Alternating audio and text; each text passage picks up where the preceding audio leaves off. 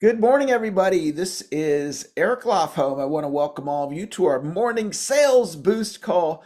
Thrilled to be with extraordinary you on this beautiful Thursday morning. And I love that we have this place where we can come and gather over podcast or Zoom or social media, however you do this call, and I can talk to you about positivity and encouragement and strategy and ideas that can help you close more business, make more sales. And we're on our sales mastery series. And let me see what lesson we're up to. I forgot to check that. Let me just take a quick little look here. And we are up to lesson, let's see here, 13, 15. We're up to 15. Lesson number 15. And lesson 15 is a discussion around mindset. And two of the people that have had the biggest influence on my business career are huge guys on mindset. And one of them would be motivational superstar Tony Robbins.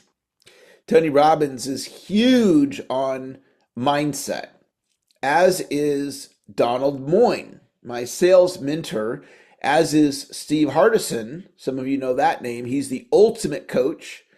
And Steve talks about being, and being is really pointing you to a mindset. So what I'm suggesting to you is three of the top business trainers in the world, Tony Robbins, Steve Hardison, Donald Moine, and many others, believe in the importance of mindset. So who is in charge of your thoughts, right? If you have a thought, I don't deserve it. I'm not good enough. I'm not good at sales. I resist technology. Don't want to do the AI thing, right? Who's in control of those thoughts? That would be you. And who is the only person that can change those thoughts if you wanted to? And that would be you. I can't change those thoughts. I don't have the power to get into your head and do a little click this, flip the switch, click in your mind to change your thought. The only person that can change it is you. Now, I can give you suggestions. I can point you to things. So if you have a thought, I don't deserve success over here, and you choose to lose interest in that thought. Like, did you know you could just lose interest in a thought? You just lose interest in it. I'm not good enough. You can lose interest in it. I'm not good at sales. I'm uncomfortable asking for the order. You could lose interest in the thought, I'm uncomfortable asking for the order. And you could start leaning into the thought, I'm learning how to become comfortable asking for the order. Isn't that fascinating? So let me give you mindset in the real world, like an actual example of how my thinking changed my reality and ultimately it changed my life. I had a thought in my head that I was going to go work for Tony Robbins. And when that thought was first in my head was when I worked at McDonald's. And I had seen Tony on the infomercial, and I didn't know Tony at the time. And I had bought his book, Unlimited Power. I didn't even have the money to buy the audio cassettes. It's like a couple $100 to get the personal power audios. And I didn't feel like I could afford it. So I buy the book. And I'm dating my girlfriend at the time, who then became my first wife. And I told her, I said, I'm going to go work for Tony Robbins. Well, I'm working at McDonald's. And she laughed. Like, what are you going to do for Tony? I don't know what I'm going to do. I'm just going to go work for him someday.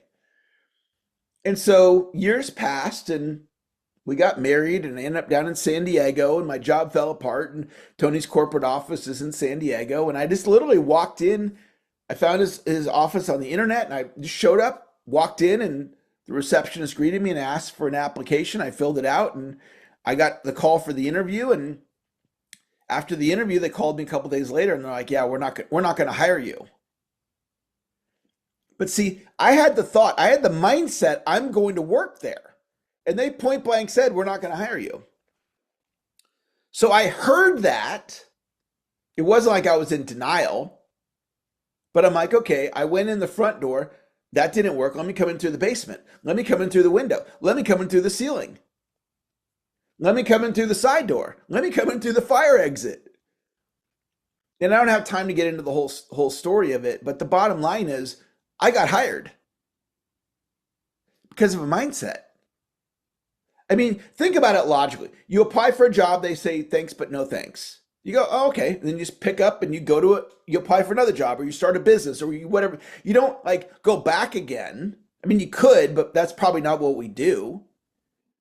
If I'm interviewing somebody and I'm like, thanks, but no thanks, and then they come back the next day, no, but I really want to work for you. I already told you no. But I got hired there.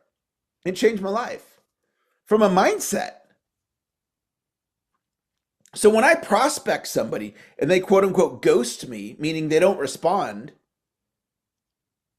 I don't even pay attention to that. My job is to reach out to somebody. How they respond is none of my business. That's a mindset. Some people, if they prospect somebody and the person ghosts them, they take it personal. They get in their feelings around it. There's nothing wrong with that. There's nothing wrong with being in your feelings about somebody, quote unquote, rejecting you. However, my mindset is I'm going to do my job. I reached out, they ghosted me, I'm going to reach out again. If they ghost me, I'm going to reach out if the opportunity is big enough. It's a mindset that influences my action. Your actions, what's driving the bus are your thoughts. And the powerful thing is the thoughts can be changed. So I want to share with you some of the thoughts from a recent coaching call I had with somebody. And they said to me, they said, I compare myself to others in my industry. And they were saying it in a way that they were not as good as these other people. So if someone has a thought about comparing, like if I compare myself to Tony Robbins and I'm like, I'll never be as famous as him, I'll never be as wealthy as him, which are true statements. I'm not aspiring to be a billionaire, nor am I aspiring to be world famous like he is. But if I compare myself in those ways, it's probably not going to make me feel very good about myself. So instead of comparing myself, I choose to be inspired by what he's up to, or anybody else for that matter, that's doing great things. Instead of being jealous, right? That's a mindset. Jealousy is a mindset. It's not wrong. It's a mindset that creates a bunch of feelings in your body that you probably don't want to have. So instead of being jealous, you could be inspired. So this person's like, I compare myself. And then they said, and then I put myself down. All right. So who creates the thought, I put myself down? That would be the person that says the thought. Who's the only person that can change that thought? That would be that person. So as long as they continue to compare themselves and put themselves down, they're going to experience that in their body. And this particular human being is extraordinary, just like you. And I was doing my best to help them understand they don't need to compare ever again, and they certainly don't need to put themselves down. Putting yourself down is a thought. I used to look in the mirror and I would see average and ordinary. Eric Lofholm, he's average and ordinary. And then one day I woke up and I realized I was extraordinary. Not as a brag, not as a pound my chest, look at how great I am, but as an acknowledgement of the things about me that are extraordinary. Do you acknowledge the things about you that are extraordinary? I'm extraordinary in encouraging people. It's part of my natural gifting. And I can acknowledge that side of me, kind of like Steph Curry acknowledging that he's the greatest three-point shooter to ever live. It's not a brag, it's a what so. So I don't need to shy away from my gifting of encouragement. I can lean into it. I can fully express myself in my encouragement of others and acknowledge it's part of my gifting. I believe in God. I believe God gifted me with that skill set, that ability to encourage others, and I can lean into it and turn it into a superpower and not shy away from it. Oh, it's no big deal. It's just this thing I do. I just encourage people. It's just, no. It's something that I can acknowledge and own as part of my unique expression of myself. Is there any room for you to improve in your self-acknowledgement of what's extraordinary about you? I mean, even something like being on this call. The fact that you're on this call is extraordinary because you're doing something to start off your day or continue your day to put yourself in the best mindset possible to have a great day. That's worthy of acknowledgement. Great job. Okay, so let me tell you a little bit more about this coaching call that I had with this person. So then they said, with male clients, I up my game. Followed it by this statement: they need more certainty from me. So they are creating it in their mind that I need to play at a higher level with the male client. And I said, I'm not disagreeing with you, but what if you said, you know what? Male or female, they need me to up my game. Male or female, they need certainty from me. See, it's all made up, guys. Do in this person's expression of themselves, do they need to up their game for males? I would argue they just need to up their game for human beings. And if they created it in that way, now they see a new possibility. Because now when they're with the male, they're like, oh, I got to step up my game. But if they go, no matter who I'm with, I got to step up my game. And that'll create a different reality for them. It's all about the mindset.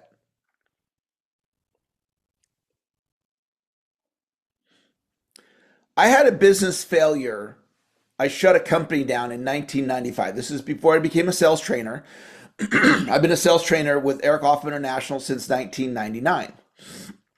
95, I had my first company, North American Comtel Corporation. That was my first company that I set up, and it failed. That's a fact. The company started and it shut down. And I attached a meaning to the company failing. The fact was, the company started, the company shut down, the company failed. And I attached a meaning to it. And my meaning was, I'm a failure. That's not what happened. The company failed. That has nothing to do with me as a human being. See, my gifting, my ability to encourage, my natural gifts and talents, my skill sets that I developed with professional training, none of that changed. I just started a business and it failed. And the reality was this: when I now at my 55-year-old version of myself, and I look back on that time, it was doomed from the start.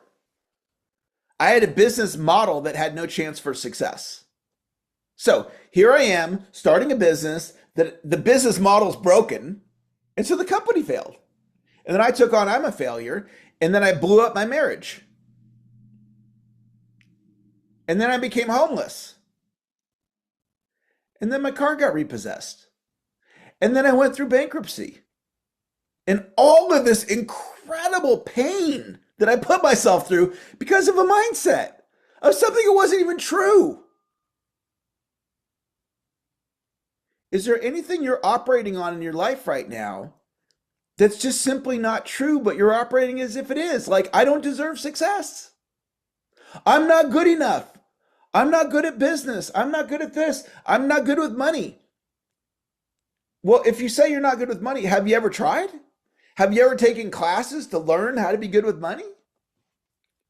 Along those lines, Chris Egan and I, we are teaching a class on Monday about creating a wealth plan. And we're going to walk you through some really powerful ideas on how to create your wealth plan. And it's going to be, actually, I don't think it's Monday. I think it's Tuesday. Tuesday at 3. Let me double check that. I just put the link in the chat there. If you're watching the recording of this, you can email me and I'll send you the link. Yeah, Tuesday, July 28th, 3 o'clock. And we're going to train you, give you some professional training on money and wealth building and creating a plan.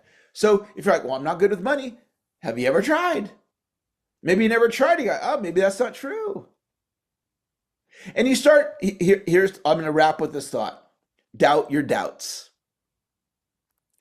Doubt your doubts. That's a mindset.